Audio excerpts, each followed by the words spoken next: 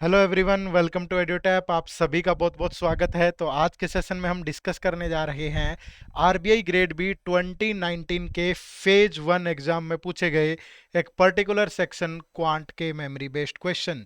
तो सारे के सारे 30 के 30 क्वेश्चन हम लोग डिस्कस करेंगे। क्या कंसेप्ट यूज हो रहे थे, किस टाइप के क्वेश्चन पूछे गए, सारी की सारी चीज़ें। लेकिन अगर अभी तक आपने हमारा यूट्यूब चैनल सब्सक्राइब नहीं किया तो आप इसे सब्सक्राइब कर लें। फ्री कंटेंट, इस लेक्चर की पीडीएफ और भी बहुत सारी चीज़ों के लिए आप हमारे टेलीग्राम चैनल से जरूर जुड़िए, जिसका लिंक इसी वीडियो के डिस्क्रिप्शन बॉक्स में दिया गया है। तो स्टार्ट कर लेते हैं फर्स्ट क्वेश्चन के साथ। कुछ इंफॉर्मेशन है हमारे पास जिसे हम लोग कैसलेट की फॉर्म में बोल सकते हैं। एक रो डाटा है जिसे हमें एक टेबल में अरेंज करना होगा और फिर इस पे पूछे गए क्वेश्चन का आंसर करना है। अब डाटा पढ़ते हैं क्या है। Sorry, data regarding the number of doctors D and engineers E in three colleges A, B and C is given। तीन कॉलेज हैं ए बी और सी, और उससे डाटा जो है दिया गया है डॉक्टर्स और इंजीनियर का। ठीक है, बट उनमें कुछ मेल होंगे कुछ फीमेल होंगे, जैसा कि हम देख पा रहे हैं इन्फॉर्मेशन के अंदर। तो हमें पहले इसको क्या करना पड़ेगा, अरेंज करना पड़ेगा। तो अरेंज कैसे करेंगे, मैं यहाँ पे एक टेबल बना लेता हूँ कुछ इस तरीके से कि कुछ डॉक्टर्स हैं और कुछ इंजीनियर हैं, और इन डॉक्टर्स में भी कुछ मेल होंगे कुछ फीमेल होंगे। इस तरीके से हमें डाटा बनाना पड़ेगा यहाँ पे। ठीक है, कुछ डॉक्टर्स के अंदर मेल हैं कुछ फीमेल है भाई। अगर ये कॉलेज ए है, ये बी है, ये कॉलेज सी है, और इसके अंदर कुछ मेल हैं कुछ फीमेल हैं, तो हम इस तरीके से बना लेते हैं कि ये मेल होंगे ये फीमेल होंगे। ठीक है, यहाँ पे भी इसको इस तरीके से बना लेते हैं कि ये मेल इंजीनियर होंगे और ये फीमेल इंजीनियर होंगे। सॉरी। अब देखिए इन्फॉर्मेशन क्या क्या गिवन है हमारे पास। ठीक है, तो सबसे पहले क्या दिया गया है, कॉलेज ए के बारे में हमें बताया गया है कि ratio of male doctor and male engineer is 12:5। Male doctor और मेल इंजीनियर के अंदर जो रेशियो है दैट इज 12:5। ये कॉलेज ए की बात हो रही है यहाँ पे। ठीक है, and the difference between them is 280। अगर दोनों में डिफरेंस 280 है तो यहाँ रेशियो में डिफरेंस 7 का है, तो 7 की वैल्यू 280 होगी, तो 1 की वैल्यू 40 होगी, तो 12 की वैल्यू 480 होगी और 5 की वैल्यू 200 होगी। यानी कि जो मेल डॉक्टर हैं, मेल डॉक्टर कॉलेज ए के अंदर वो 480 हैं, और जो मेल इंजीनियर हैं वो 200 है। ठीक है, आगे क्या बोल रहा है, total number of female doctor and female engineer is 300। Female doctor और फीमेल इंजीनियर का जो सम है वो 300 है। Female doctor plus female engineer that is equal to 300, ऐसा हमें गिवन है। Number of male engineer is 30 more than that of number of female engineer. Number of जो मेल इंजीनियर हैं वो 30 मोर हैं, किससे, फीमेल इंजीनियर से। नंबर ऑफ मेल इंजीनियर कितने हैं भाई, 200, तो फिर फीमेल इंजीनियर कितनी होगी 170, क्योंकि दोनों का जो सम है, सॉरी, जो मेल इंजीनियर है वो 30 ज्यादा है। ठीक है, अब फीमेल इंजीनियर हमें पता चल गई 170 है, तो फीमेल डॉक्टर कितनी होंगी, क्योंकि दोनों का सम 300 है, तो फीमेल डॉक्टर होंगी 130। तो यहाँ पे आ गया फीमेल डॉक्टर जो कि 130 है। क्लियर है जी। अब नेक्स्ट आगे बढ़ते हैं कॉलेज बी में। कॉलेज बी में क्या गिवन है, sum of the number of male doctor and male engineer is equal to the sum of the number of female doctor and female engineer in college A. Sum of male doctor, college B की बात हो रही है, तो sum of male doctor and male engineer is equal to the sum of the number of female doctor and female engineer in college A. तो female doctor और female engineer कितनी थी, 300, तो यहां भी मेल डॉक्टर और मेल इंजीनियर का sum कितना होगा, 300।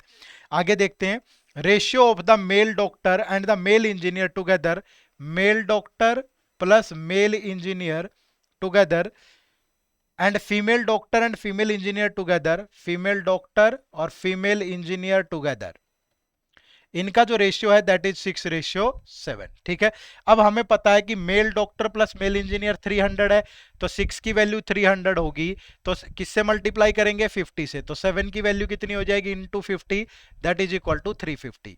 तो हमें पता चल गया male doctor plus male engineer कितने हैं, female doctor plus female engineer कितने हैं। Ratio of female doctor and female engineer is 2:3।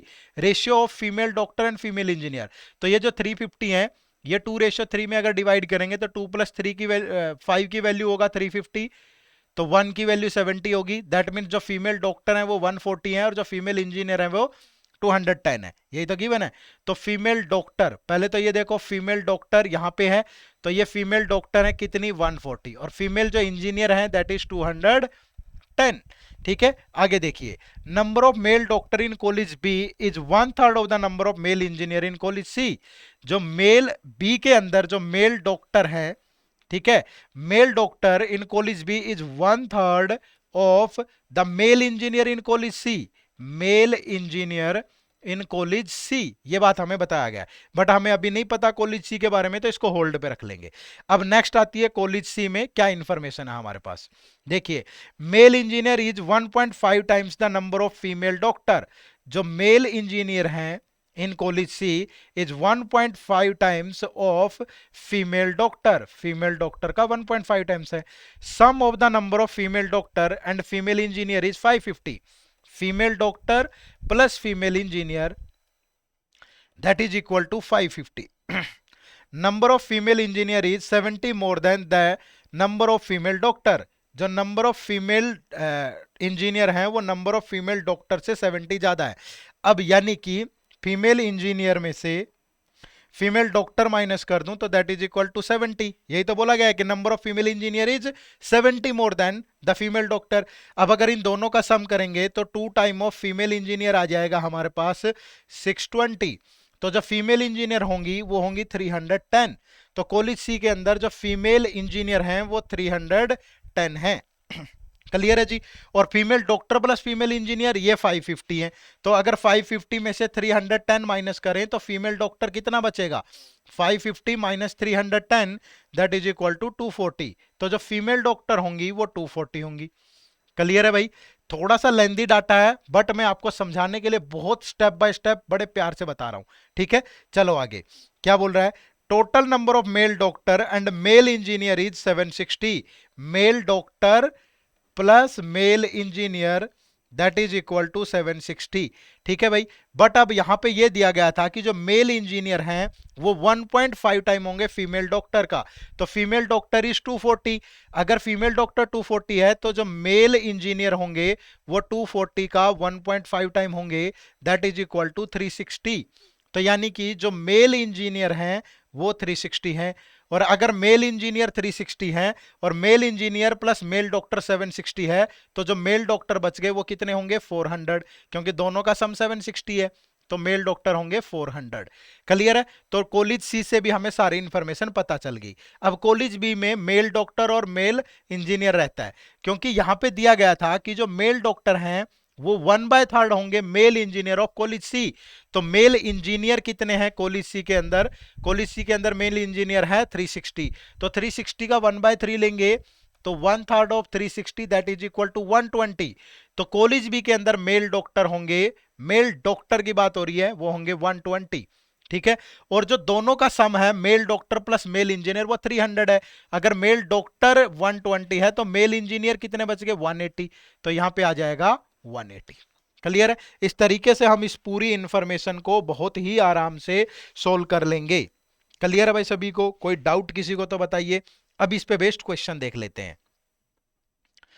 पहला क्वेश्चन है what is the ratio of total number of male and female doctor together in college B to that in college सी।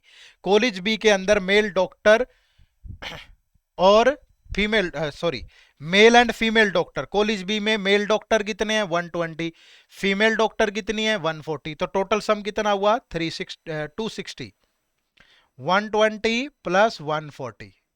और ratio बताना है किसके साथ, college सी के अंदर। तो कॉलेज सी के अंदर मेल और फीमेल डॉक्टर कितने 400 प्लस 240। तो 400 प्लस 240 तो ये हो जाएगा आपका 260 और यहाँ पे होगा आपका 640। 0 से 0 कैंसिल, 2 से जाएगा 13:32। तो option B is the right answer. Clear है सभी को। नेक्स्ट देखिए what is the total number of male and female engineer in college A B and C together. तो सब में इंजीनियर्स का टोटल बताना है आपको ए बी और सी में। ठीक है। तो यहां से अगर मैं इंजीनियर्स की बात करूं तो ये टोटल इंजीनियर जो है ये 370 है। अगर यहां से देखें तो 180 प्लस 2 तो ये 390 है। और अगर यहां से देखें तो 670 है। तो अगर तीनों का सम कर दें 370, 370, 390 और 670, अगर सम करेंगे तो 0 7 प्लस 9 16 प्लस 7 23, 2 + 3 5 + 3 8 + 6 14, तो 1430, यानी option C is the right answer. Clear है। नेक्स्ट क्वेश्चन देखिए, in another college D total number of female is 640, किसी दूसरे कॉलेज डी में जो फीमेल हैं वो 640 हैं। Out of which 25% are doctor, इनमें से जो डॉक्टर है वो 25% है। 25% का मतलब इसका 1/4 लेना आपको, तो 160 डॉक्टर होंगे भाई। And the number of male doctor in college is 12.5% more than that in college C. And the number of male doctor, अगर ये तो फीमेल डॉक्टर हैं, अगर मेल में भी डॉक्टर की बात करें तो वो 12.5% मोर है, यानी 1/8 का मतलब 9/8 होंगी। ठीक है, 1/8 का मतलब 8 से 1 ज्यादा है।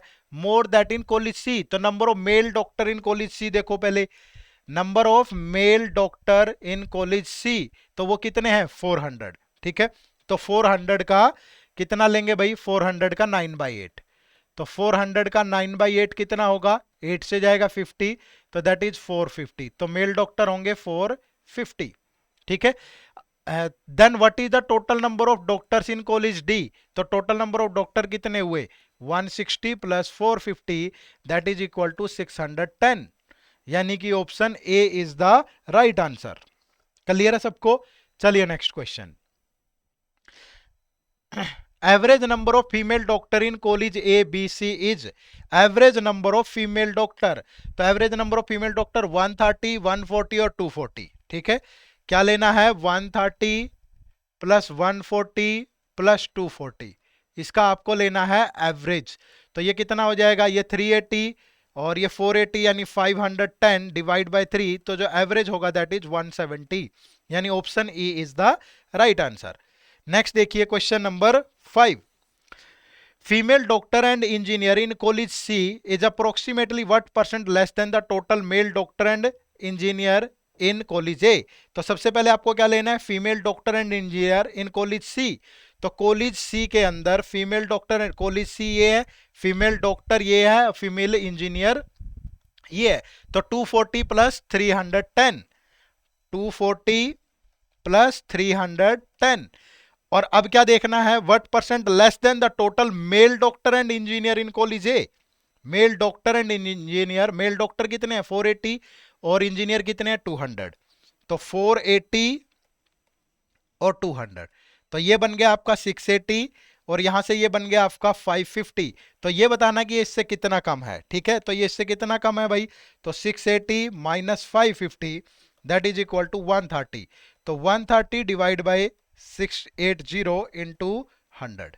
ठीक है, अप्रोक्सीमेटली बताना है, तो 0 से 0 कैंसिल हो जाएगा, अगर इसको सिंप्लीफाई करें 2 से 5 तो 2 से 34, और अगर ये 2 से जाएगा 65 तो ये 2 से 17, तो अगर मल्टीप्लाई करेंगे तो 325 और डिवाइड बाय 17, तो 1 से गया 17, कितना बच गया भाई, ये बचेगा 15 और ये 5, तो 17 9 जा 153, तो अप्रोक्सीमेटली 19% होगा, तो आंसर होगा option C.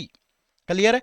Next question, find the difference between male engineer in college B and female engineer in the same college, तो कॉलेज बी के अंदर मेल और फीमेल इंजीनियर का डिफरेंस बताना है, तो कॉलेज बी के अंदर मेल और फीमेल इंजीनियर कितने हैं 180 एंड 210, 180 और 210, तो दोनों का जो डिफरेंस होगा दैट इज 30, तो option D is the right answer. Clear है। तो इस तरीके से हम इस पूरे क्वेश्चन को बड़े आराम से सोल्व कर सकते थे। टाइम तो लगेगा, आपकी कैलकुलेशन बहुत अच्छी होनी चाहिए, आपकी इन चीजों के प्रति समझ अच्छी होनी चाहिए कि कैसे रो डाटा को आप अरेंज करोगे, college ABC, male female, doctor, engineer, इन सब चीजों को पर्टिकुलरली आप कैसे अरेंज करते। ठीक है, चलिए next question, a number when multiplied by 7 gives another number which is as much above 260 as the original number itself is below 260. ठीक है, what is 32% of the original number। अब हमें यहां पे बोला गया कि number when multiplied by 7 gives another number which is as much above 260 as the original number itself is below 260, तो हमने मान लिया कि let the original number be x less than 260। ठीक है, कितना लेस है, x लेस देन 260 है, तो 260 माइनस एक्स ये ओरिजिनल नंबर होगा।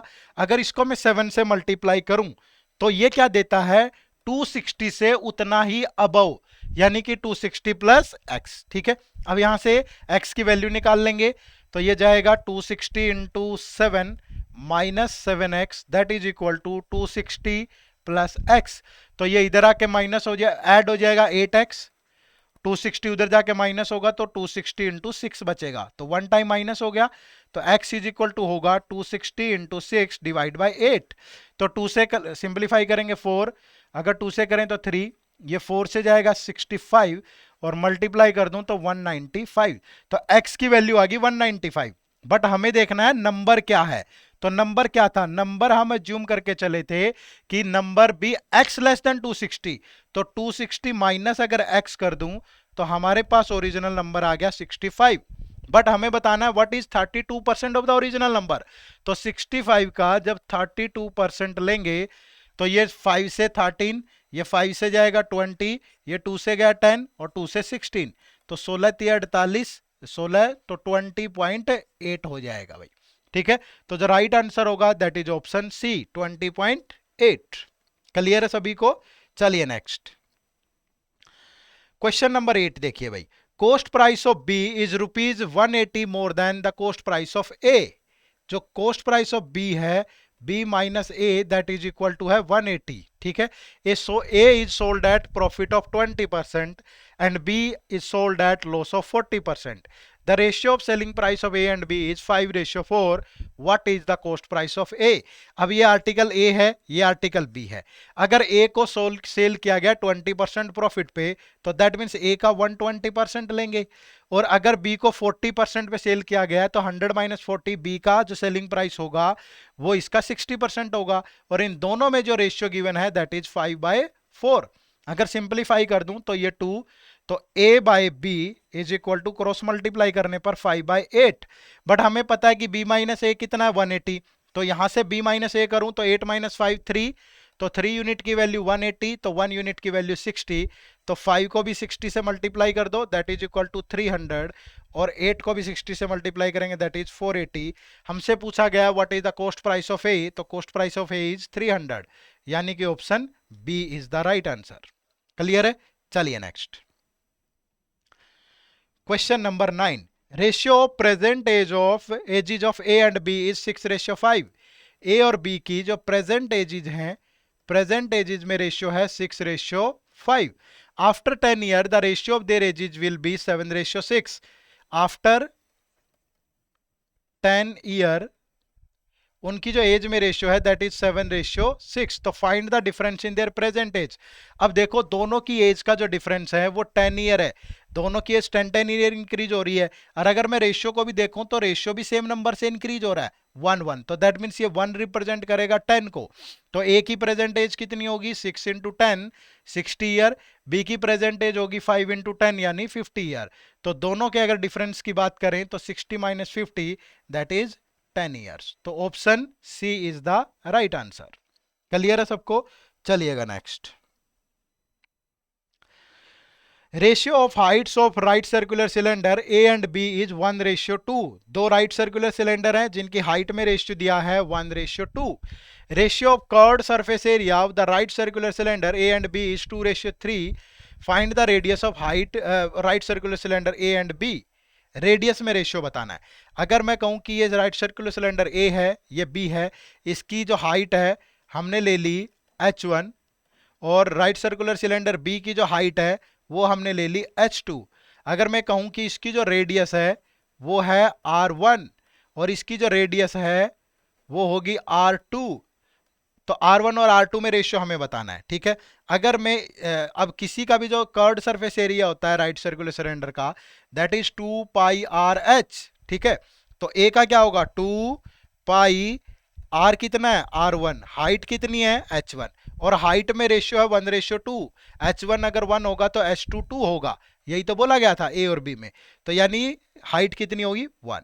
अब दूसरे की जो कर्व्ड सरफेस एरिया होगा वो 2πr2 इंटू हाइट कितना है 2, और ये जो रेशियो है कर्व्ड सरफेस एरिया में 2/3 3 है। तो 2 पाई से 2 पाई कैंसिल हो जाएगा। अगर क्रॉस मल्टीप्लाई करेंगे तो R1 by R2 that is equal to 4 by 3, तो दोनों की जो रेडियस में रेशियो होगा वो 4:3 होगा। तो option D is the right answer. Clear है सभी को? चलिए next question number 11। Train A 240 metre long crosses a platform double its length in 24 second. ठीक है, अब अगर ट्रेन किसको क्रॉस करेगी? प्लेटफॉर्म को, तो जो टोटल डिस्टेंस बनेगा यहां पे वो बनेगा ट्रेन की लेंथ कितनी है 240 प्लस प्लेटफॉर्म की लेंथ, और प्लेटफॉर्म क्या है? डबल ऑफ इट्स लेंथ, तो 2 इंटू 240, तो दैट इज 720 मीटर। ये हो गया टोटल डिस्टेंस जिसको ट्रेन ने कवर किया है 24 सेकंड के अंदर। तो मैं बोल सकता हूं कि जो ट्रेन की स्पीड होगी वो क्या होगी? 720 डिवाइड बाय 24 यानी कि 30 मीटर पर सेकंड। क्लियर है जी? आगे क्या बोल रहा है? Find the approximately time taken to cross train B 200 metre long and travelling at 108 kilometre in opposite direction. तो अब जो ट्रेन बी है उसकी स्पीड 108 किलोमीटर पर आवर है, तो इसको मीटर पर सेकंड में चेंज करेंगे तो 5/18 से मल्टीप्लाई करेंगे, तो ट्रेन बी की जो स्पीड है वो 30 मीटर पर सेकंड है, और ट्रेन ए की स्पीड भी यही है, और दोनों अपोजिट डायरेक्शन से आ रही है, तो क्या बनेगा? Relative speed. और जब दोनों की डायरेक्शन अपोजिट हो तो रिलेटिव स्पीड दोनों का सम होता है, तो 30 प्लस 30, तो जो स्पीड होगी वो 60 मीटर पर सेकंड होगी। अब लेकिन क्रॉस किसको कर रही है? डिस्टेंस क्या होगा? डिस्टेंस होगा ट्रेन ए की लेंथ कितनी है 240 प्लस ट्रेन बी की लेंथ कितनी है 200, तो जो टोटल डिस्टेंस हुआ दैट इज 440 मीटर। तो हमें बताना है कि इस डिस्टेंस को कवर करने में कितना टाइम लगेगा। तो 440 60 की स्पीड से तो अप्रोक्सीमेटली 7 सेकंड में क्रॉस कर देगी। तो ऑप्शन जो ई है वो आपके क्वेश्चन का राइट आंसर होगा। बिल्कुल बेसिक कंसेप्ट था ट्रेन का, आपको पता हो रिलेटिव स्पीड क्या होती है, आपको पता हो जब ट्रेन किसी आर्टिकल को क्रॉस करती है तो डिस्टेंस क्या बनता है, आप इस क्वेश्चन को आराम से सोल्व कर सकते थे। ठीक है जी, चलिए नेक्स्ट क्वेश्चन नंबर 12 से 15 के लिए ये डायरेक्शन है हमारे पास, हमें रॉन्ग टर्म बतानी है। ठीक है, ध्यान रखिए जब भी रॉन्ग टर्म का क्वेश्चन आए तो आपको हमेशा डिफरेंस से ही आगे बढ़ना है। 13 में कितना ऐड करें कि 22 हो जाए? 9। इन दोनों का डिफरेंस देखूं कितना है 18, यहाँ पे देखूं तो कितना है 36। देखते ही समझ में आ रहा है कि ये इंटू 2 हो रहा है, ये भी इंटू 2 हो रहा है। तो यहाँ पे अगर मैं देखूं तो जो डिफरेंस है वो कितना है? वो डिफरेंस 76 का है। बट अगर 2 की बात करें तो ये डिफरेंस 76 की बजाय 72 होना चाहिए था। तो 76 में अगर 72 ऐड करें तो यहाँ पे 148 होना चाहिए, और अगर 148 में देखूं 292 तो डिफरेंस 144 का आ रहा है जो कि इसका डबल है, और यहाँ भी जो डिफरेंस है वो 288 का जो इसका डबल है। तो दैट मीन्स 152 यहाँ पे रॉन्ग है। तो option D is the right answer. Question number 13 भाई, मैंने फिर से बताया अगर रॉन्ग टर्म कभी भी पूछी जाए तो हमेशा डिफरेंस से आगे बढ़िए।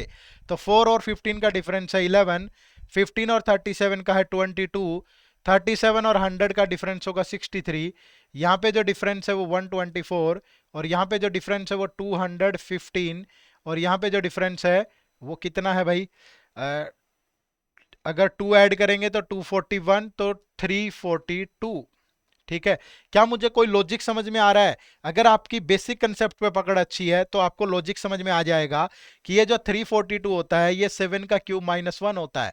7 का क्यूब 343 -1, जो ये 215 है दैट इज 6 क्यूब -1 यानी कि 216 -1। ये जो 124 है दैट इज 5 क्यूब -1 यानी 125 -1। तो ये जो 63 है that is 4 cube -1 that mean 64 -1। तो यहाँ पे ये जो एक सीक्वेंस बन रही है 7 क्यूब 6 क्यूब 5 क्यूब 4 क्यूब, तो ये 3 क्यूब -1 होना चाहिए। अगर 3 क्यूब -1 होगा तो जो डिफरेंस होगा वो 26 होना चाहिए। तो 37 में से अगर 26 माइनस करूं तो यहाँ 11 आना चाहिए था, और जब यहाँ 11 आएगा तो इन दोनों का डिफरेंस 7 होगा विच इज 2 क्यूब -1। तो दैट मीन्स 15 यहाँ पे रॉन्ग है, तो option D is the right answer. Clear है सभी को? चलिए नेक्स्ट क्वेश्चन नंबर 14। मैंने फिर से बताया था अभी आपको कि हमेशा डिफरेंस से करना है अगर रॉन्ग टर्म पूछेगा तो।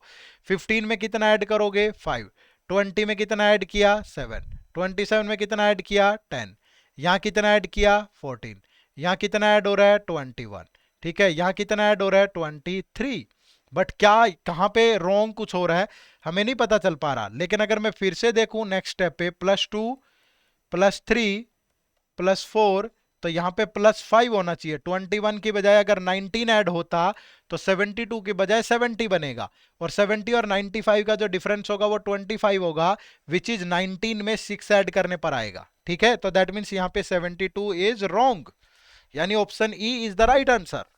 क्लियर है? चलिए नेक्स्ट क्वेश्चन नंबर 15। फिर से आपको क्या देखना है, गैप लेना है आपको। 26 में कितना ऐड करें 3, 29 के लिए -7, फिर कितना ऐड हुआ +3, फिर कितना हो रहा है -7। तो यहां भी देखो एक ऑल्टरनेटली +3 हो रहा है, तो 23 की बजाय यहाँ 21 होगा, और 21 में से फिर 7 माइनस करेंगे तो 14 आएगा। तो दैट मीन्स यहाँ 23 रॉन्ग है, यानी कि option A is the right answer. बहुत ईजी था भाई। नेक्स्ट क्वेश्चन नंबर 16 से 19। Each question below is followed by two statement 1 and 2. You have to determine whether the data given in the statement is sufficient for answer the question. You should use the data and your knowledge of mathematics to choose the best possible answer. ठीक है, चलिए अब क्या है question देखो। There are 4 positive integer value a, b, c and d. Find the value of c. आपको value of c बतानी है। अब फर्स्ट के अंदर क्या दिया हुआ है कि एवरेज ऑफ ए, बी और सी, डी। तो अगर एवरेज ए, बी और सी और डी की 42 है तो टोटल हो जाएगा 42 इंटू 4 168। तो स्टेटमेंट 1 अकेले से हम आंसर नहीं कर सकते, बट हो सकता है कि दोनों से कर सकते हो। पहले बी को इंडिविजुअली चेक करो। सेकंड देखो, A less than B less than C less than D, तो डी सबसे बड़ा है। बी एंड सी इज 40, तो अगर B average of B and C is 40, तो बी और सी का जो सम होगा 2 इंटू 40 वो 80 होगा। ठीक है, A and B are equidistance from 28। अगर ए और बी इक्विडिस्टेंस है फ्रॉम 28, तो that means B -28 is equal to A +28। ठीक है, सॉरी फिर थोड़ा होगा 28 का डिफरेंस, 1 सेकेंड।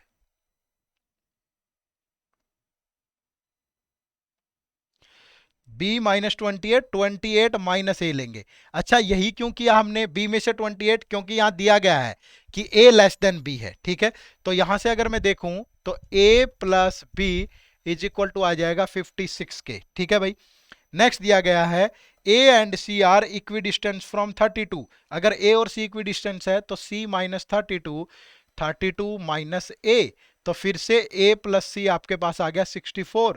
अगर मैं कहूं ये इक्वेशन 1 है, ये इक्वेशन 2 है और ये इक्वेशन 3 है, और अगर तीनों को ऐड कर दें तो 2 time of a plus B plus C that is equal to 80 plus 56 plus 64, that is 8 5 13 19 200। ठीक है, तो a plus B plus C that is equal to आ गया 100। और अगर a plus B plus C 100 है और a और b 56 है, तो c की वैल्यू कितनी होगी 100 माइनस 56 यानी कि 44। तो हमें c की वैल्यू पता चल गई, तो a से हम आंसर नहीं कर सकते बट b से आंसर कर सकते हैं। इसलिए जो आंसर बनेगा वो बनेगा option B. Data in statement 2 alone are sufficient to answer the question, while the data in statement 1 alone are not sufficient to answer the question. Clear है? Next. Question number 17. In how many days 4 men and 4 women can complete the work? अब first statement में क्या है, 6 men and 10 women can finish the work in 10 days. Statement 2 में क्या है, 8 men and 20 women, 8 men plus 20 women can finish the work in 6 days। ठीक है, अब ना तो इससे अकेले से बता सकते ये भी टोटल वर्क है, ना ही alone second is sufficient for the answer. लेकिन अगर दोनों को कंबाइंड कर देंगे तो हमें मैन और वीमेन की एफिशिएंसी का पता चल जाएगा, और एफिशिएंसी का पता चल गया तो टोटल वर्क आ जाएगा, और उसके बाद हम इस क्वेश्चन का आंसर बड़े आराम से कर सकते हैं। तो इसलिए यहाँ पे जो आंसर बनेगा वो बनेगा ऑप्शन डी। पूरा नहीं सोल्व करना होता, पूरा सोल्व करने में 2 मिनट और खराब कर दोगे आप, बट हमारे पास इतना टाइम नहीं है एग्जाम के अंदर। ठीक है, तो data in both statement 1 and 2 together are necessary to answer the question. Next question number 18। What is age mother present age, ये हमें बताना है। 1 में क्या गिवन है, ratio of age father's present age and age present age 3:1। तो इससे तो हम कुछ भी नहीं बता सकते क्योंकि मदर के बारे में तो कोई इंफॉर्मेशन ही नहीं है। क्लियर है? चलिए next. combined present age of age father and A is 8 year more than the combined present age of age mother and A के फादर प्लस A माइनस अगर कर दूं A की मदर प्लस A, तो ये जो डिफरेंस है ये 8 ईयर का है, तो यहां A से A कैंसिल हो जाएगा, यानी कि A के जो फादर हैं वो A की मदर से 8 ईयर ओल्डर हैं। ठीक है भाई, आगे क्या दिया हुआ है, 12 year ago age father that time was 9/7 times age mother that time. ठीक है, एज मदर 12 ईयर एगो, तो ए के father 12 year ago age mother age that time, age mother at that time, A के मदर दैट टाइम कितने होंगे this, और इसका 9/7 के इक्वल है भाई। ठीक है, अब यहां से ए के फादर, क्योंकि हमें ए की मदर की एज चाहिए, तो यहां से ए की मदर किसके इक्वल हो जाएंगी, ए के फादर, या ए के फादर की निकाल लो, ए के फादर किसके इक्वल हो जाएंगे, ए के मदर प्लस 8, ये उधर जाके ऐड हो जाएगा। ठीक है, अब जैसे ही मैं यहां ये वैल्यू पुट करूंगा, ए के mother plus 8 minus 12 that is equal to A के मदर माइनस 12 इंटू 9/7, तो इसको सोल्व करने पर ए के मदर की एज आ जाएगी। तो दैट मीन्स हमसे यही तो पूछा गया है प्रेजेंट एज, तो बड़े आराम से निकाल लेंगे। तो यहां पे भी स्टेटमेंट 1 से आंसर नहीं कर सकते बट 2 से आंसर कर सकते हैं, तो इसलिए जो आंसर बनेगा, statement data in statement 2 alone are sufficient to answer the question while the data in statement 1 alone are not sufficient to answer the question। पूरा सोल्व करने की जरूरत नहीं है, आप आंसर बड़े आराम से यहां से निकाल सकते हो। नेक्स्ट क्वेश्चन नंबर 19 देखिए भाई, क्वेश्चन नंबर 19 में देखो क्या गिवन है, find the cost of buying the rectangular field at the rate of ₹12 पर मीटर, या जो भी दिया गया है।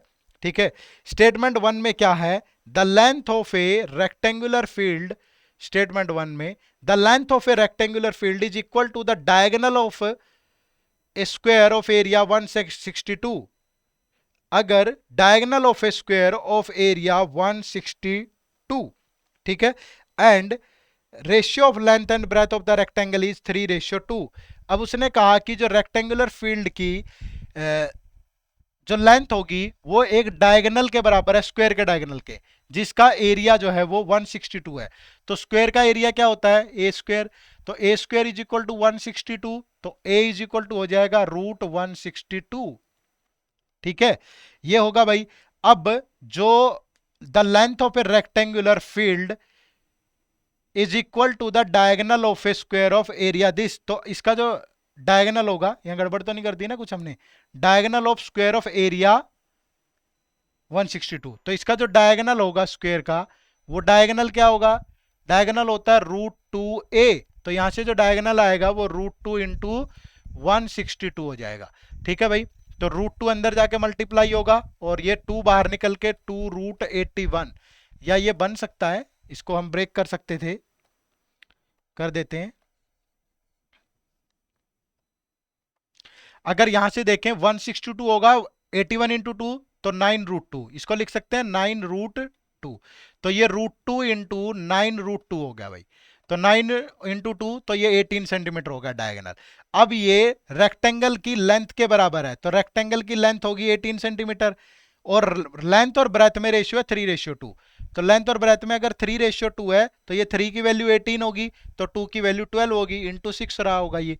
ठीक है ना, तो यहां से हमें लेंथ और ब्रेथ पता चल गई, तो अगर लेंथ और ब्रेथ पता चल गई तो एरिया भी पता चल जाएगा, और एरिया पता चल गया तो फिर खर्चा भी पता चल जाएगा टोटल 12 करेंगे तो। ठीक है, तो ये यहां से हम आंसर कर सकते हैं फर्स्ट से।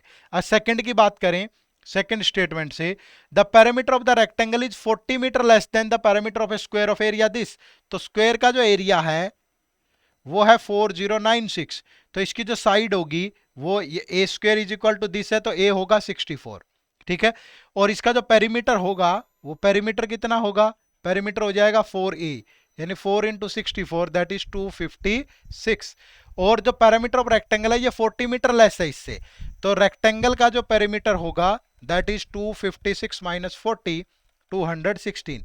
और रेक्टेंगल का जो पेरीमीटर होता है वो 2 इंटू एल प्लस बी होता है, तो ये 216 के बराबर है, तो L प्लस बी हो गया 108। बट इससे हम एरिया तो नहीं निकाल पाएंगे ना, और जब तक एरिया नहीं निकाल पाएंगे तब तक आंसर नहीं कर सकते हम, तो इससे हम आंसर नहीं बता पाएंगे। तो यहां से जो आंसर बनेगा वो बनेगा option A, the data in statement 1 alone are sufficient to answer the question. Clear है सबको? चलिए नेक्स्ट क्वेश्चन नंबर 20 से 24। Study the following bar graph carefully and answer the given question. 5 TV channels हैं, A B C D E, shows the two type of movies, Bollywood and Hollywood. Number of movies shown by these 5 channel in a year is given in the graph.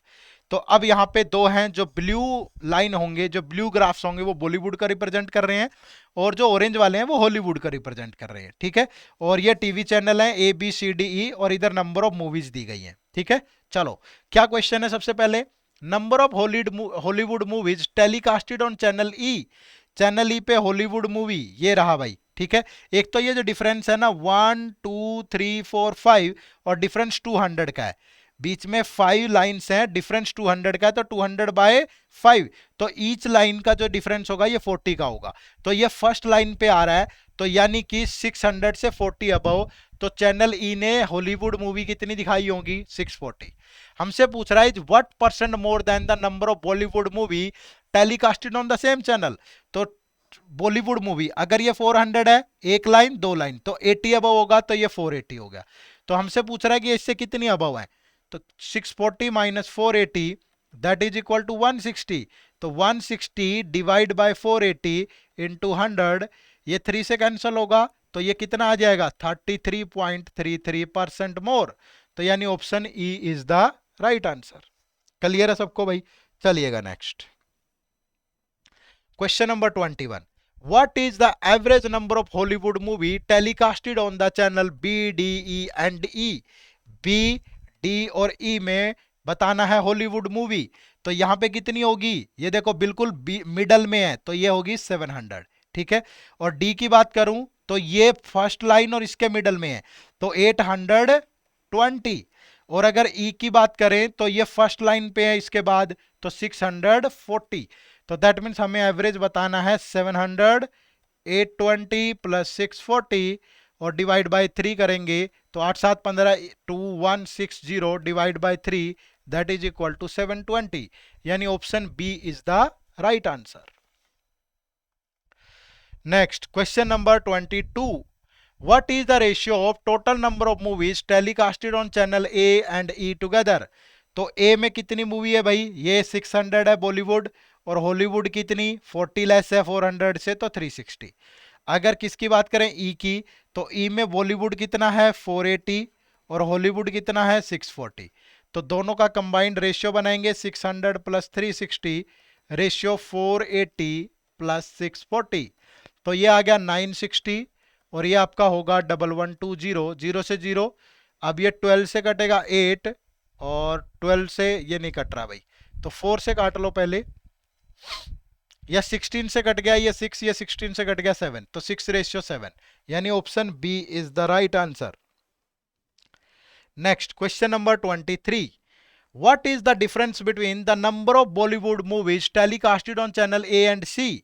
तो A और C पे Bollywood movie, अगर C की बात करूं तो that is 440, और अगर A की बात करें तो ये 600, ठीक है। तो ये 600 और ये 440, तो 1040। And the number of Hollywood movies telecasted on B and D, तो हॉलीवुड पे B और D, हॉलीवुड यहाँ कितनी है, तो ये 2 बिल्कुल मिडल में है, तो 700 है। और D की अगर बात करूं तो ये 810 है, तो 700 प्लस 810, तो ये हो गया 1510। तो 1510 माइनस 1040, तो दैट इज, अगर इसमें 30 ऐड कर दूं मैं, तो ये 1540 बन जाएगा। तो कितना हो गया 1040, 500 माइनस 30, तो 470, but 470 is not in the options. अच्छा ये 820 है, सॉरी, क्योंकि ये मिडल में है, तो 40 की लाइन है, तो ये 820 है, तो 820 ऐड करोगे तो ये 1520 बनेगा, तो ये 1520, तो फिर इसको सिर्फ 20 देना है, तो ये 480 बन जाएगा भाई। तो option D is the right answer for question number 23। Next question number 24। आप लोग ट्राई करिए फटाफट से, तब तक मैं 2 घूंट पानी के लिए लेता हूं बस।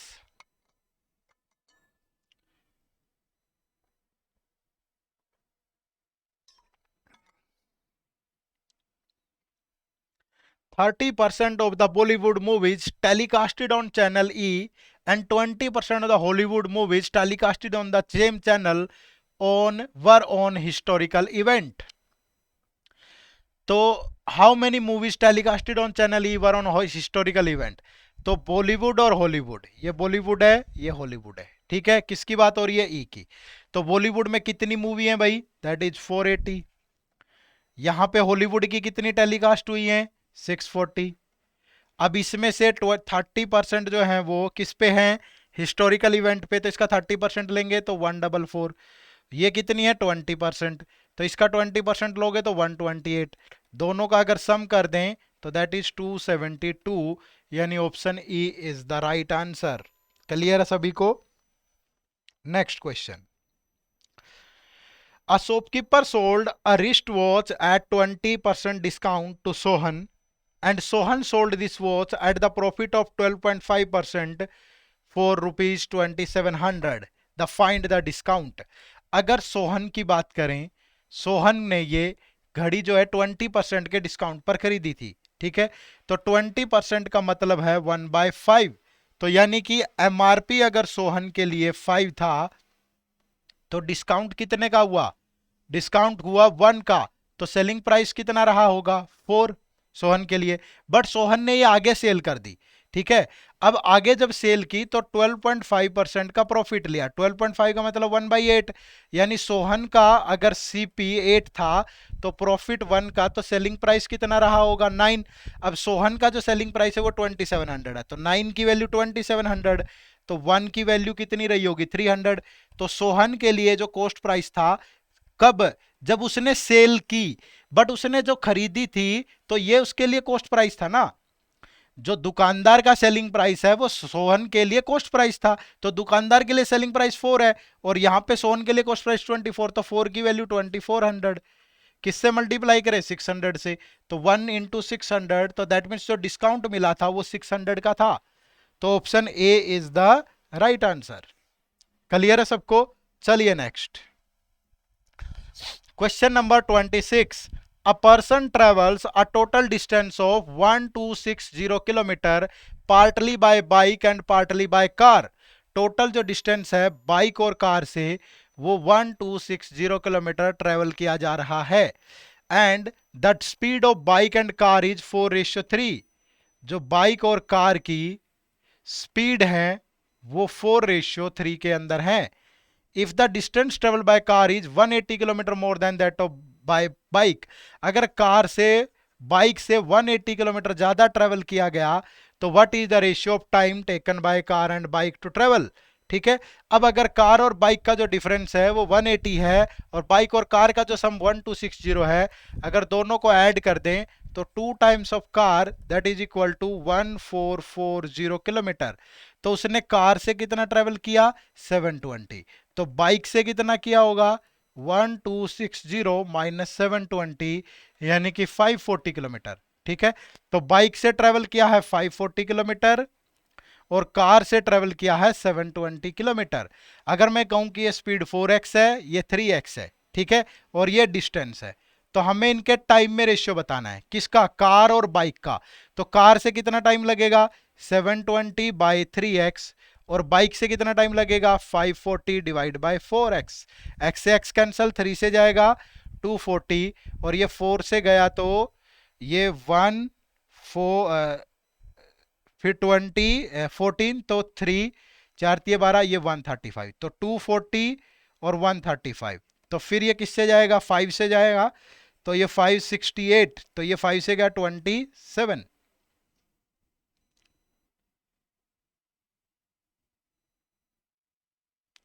कहीं गड़बड़ तो नहीं हुई हमसे? डिस्टेंस हमने, अगर यहां पे देखें, ये बाइक और कार की जो स्पीड है वो 4 और 3 है, ठीक है, और अगर यहां देखूं तो ये 540 है, दोनों का डिफरेंस 180, ठीक है ये भी, अगर दोनों का सम करें तो 260। तो then what is the ratio of time taken by car and bike to travel, तो कार और बाइक, तो ये 4 से गया 13 चौके 52 5, और ये 3 से जाएगा तो 240, लेकिन अगर ये 5 से जाएगा तो 48 होगा। ठीक है, 5 4 जा 20 और 5 8 जा 40, ठीक है, और ये 27, तो अगर ये 3 से सिंपलीफाई होगा तो दैट इज 16, और ये कितना हो गया 9, तो 16:9। तो यानी कि दोनों द्वारा लिया गया जो टाइम है कार और बाइक से, तो कार और बाइक का बताना हमें, तो कार और बाइक का ही निकाला हमने 16:9, तो option D is the right answer. Clear है सभी को भाई? चलिए next question number 27। 2 pipes can fill a tank in 36 hour and 12 hours. मान लीजिए पाइप ए जो है वो 36 आवर में फिल करता है और पाइप बी फिल करता है 12 आवर्स के अंदर। If the pipe C can empty the 1/4 of the tank in 8 hour, अगर 1/4 8 आवर में कर रहा है तो पूरा करेगा 32 आवर के अंदर, यानी कि सी उसको एम्प्टी कर सकता है 32 आवर के अंदर। ठीक है, तो then in how much time all the 3 pipe can fill half the empty tank, तो हाफ द एम्प्टी टैंक। पहले इनकी क्या लेंगे भाई, एलसीएम लेंगे, ठीक है, या कोई भी मल्टीपल वैल्यू, तो ये 36 और ये 32, 4 से जाएगा 9 8 72 गुना 4, तो 288 हमने लीटर मान लीजिए इस टैंक की कैपेसिटी है।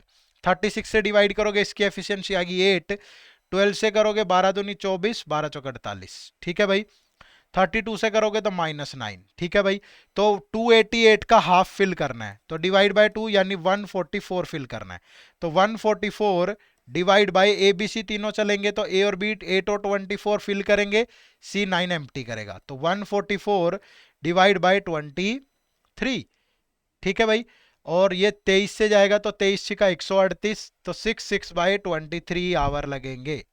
ठीक है, 6 बाय 23, यानी कि option E is the right answer. Next question number 28। Beena invested 10% of her monthly income in stock, तो किसी की भी जो इनकम है वो 100% होती है, या 100 ले लो, बीना की भी मंथली इनकम 100 होगी। ठीक है, 10% कर रही है स्टॉक में, तो स्टॉक्स में उसने किया 10%, तो 100 का 10%, 10, अब उसके पास कितना रह गया 90। She spend 15% of the remaining on the grocery, 15% of the remaining on the grocery, तो ग्रोसरी पे 90 का 15% यानी 6, तो अब उसके पास बच गया 84, and gave the remaining 3060 to her husband, तो दैट मीन्स ये 84 की वैल्यू 3060 होगी, क्योंकि यही हस्बैंड को दिया है, तो 1 की वैल्यू होगी 3060 divide by 84। What is the difference between the amount spent on grocery and the investment in stock? तो ग्रोसरी में 6 लगा है, स्टॉक में 10, तो दोनों का डिफरेंस होगा 4, तो 4 की वैल्यू यहां से निकालेंगे, 1 की वैल्यू है 3060 डिवाइड बाय 84, तो 4 की वैल्यू इंटू 4, तो 4 से गया 21, तो ये 21 से ही तो नहीं कट रहा, अगर 3 से काटूं तो 7, क्योंकि एग्जैक्ट वैल्यू आ रही है, कट रहा होगा, 3 से गया 10 और ये 200, ठीक है, अब 7 से गया तो 7 एकम 7, फिर नहीं कट रहा भाई, ठीक है, 10% 90, 15 निमा 135, यही गलत ले लिया, यहाँ पे 6 नहीं होगा, ठीक है, सॉरी, यहाँ पे ये 6 नहीं होगा, ठीक है, यहीं पे हमने गलत कैलकुलेट कर लिया था, तो फिर से कैलकुलेट कर लेते हैं, ह्यूमन एरर है यार, हो जाता है। 15 निमा 135, ये 13.5 होगा, अब 90 में से 13.5 जाएगा, तो ये आपका कितना बचेगा, तो 90 में से 10 गया 80, 80 में से 3 गया 76.5, अब ये 76.5 30600 के इक्वल है, तो 1 की वैल्यू होगी 30600 बाय 76.5, और अब ये जो डिफरेंस होगा ये 3.5 का होगा, तो 3.5 की वैल्यू होगी 30600 76.5 इंटू 35, तो डेसिमल से डेसिमल कैंसल, क्योंकि ये 3.5 है, अब ये 5 से कट गया 7, ये 5 से कटेगा तो 153, और ये 153 का डबल है 200, ठीक है, तो दैट मीन्स जो डिफरेंस होगा वो 1400 होगा, तो option E is the right answer. Clear है सभी को? चलिए next,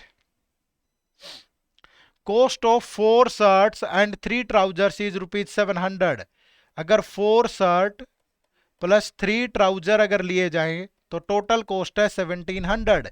if the price of a shirt is, जो शर्ट का प्राइस है वो ट्राउजर के प्राइस से 37.5% ज्यादा है। 37.5 को अगर 100 से डिवाइड करोगे तो दैट इज 3/8।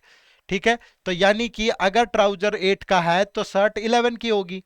ठीक है, अब एक शर्ट 11 की है और ये ट्राउजर 8 का है, तो यहां से टोटल कॉस्ट 4 इंटू 11 44 और 3 ट्राउजर तो 3 इंटू 8 24, तो टोटल हो गया 68। ठीक है भाई, तो 68 की वैल्यू है 1700, तो 1 की वैल्यू होगी 1700 बाई 68। 17 से जाएगा 100, ये गया 4, 4 से गया 25, तो 1 यूनिट इज इक्वल टू 25। तो then what is the difference between the price of a shirt and trouser? तो शर्ट और ट्राउजर का प्राइस वो 11:8 में, तो डिफरेंस 3 का है, 1 यूनिट की वैल्यू 25, तो जो डिफरेंस होगा रिक्वायर्ड डिफरेंस इज 75, तो option C is the right answer. Clear है सभी को? Next question number 30, wages of labour are increased by 15%। ठीक है, जो वेजेज हैं वो 15% इंक्रीज हो रहे हैं, and working hours are also increased by 9%। Initially he use to earn 18,000, तो टोटल जो अर्निंग है वो कितनी है? 18,000। ठीक है, कितने आवर्स की? 300 आवर्स की। तो वेजेज कितने होंगे पर आवर? 18,000 बाय 300, तो that is 60 rupees per hour है। ठीक है, तो find his total earning in a month now. अब जो लेबर जो वेजेज है वो 15% इंक्रीज हो रहे हैं, तो 15% 60 का कितना होगा? 9, तो न्यू वेजेज होंगे 69। वर्किंग आवर इंक्रीज हो रहे हैं 9%, तो 9% अगर लेंगे 300 का दैट इज 27, तो न्यू वर्किंग आवर होंगे 327। तो जो टोटल अर्निंग होंगी दैट इज 327 इंटू 69। ठीक है, अब अगर ज्यादा मुश्किल आए मल्टीप्लाई करने में, तो 69 को 70 माइनस 1 ले लो, तो जब 7 से मल्टीप्लाई करूंगा तो 7 7 जा 49, 14 18 1 21 22, और इसमें से 327 माइनस कर देंगे, इजी है। ये 3, ये 6, ये 5 2 2, तो 22563, तो option B is the right answer. Clear है भाई? चलिए, तो ये आपके आरबीआई ग्रेड बी 2019 एग्जाम में पूछे गए क्वांट के 30 मेमोरी बेस्ड क्वेश्चन थे। ठीक है, उम्मीद करूंगा आप सभी को ये एक्सप्लेनेशन अच्छी लगी होगी, और अगर अच्छी लगी तो ज़्यादा से ज़्यादा लाइक करिए, शेयर करिए। आपकी कोई भी क्वेरी है तो दिए गए नंबर पे कॉल कर सकते हैं आप, सुबह 10 बजे से शाम के 7 बजे तक, या 24/7 आप हमारे मेल आईडी पर कभी भी मेल कर सकते हैं, विच इज hello@edutap.co.in। हमारे कोर्सेज की अधिक जानकारी के लिए आप हमारी वेबसाइट www.edutap.co.in को विजिट कर सकते हैं। तो मिलते हैं नेक्स्ट सेशन में। Thank you very much. जय हिंद, जय भारत।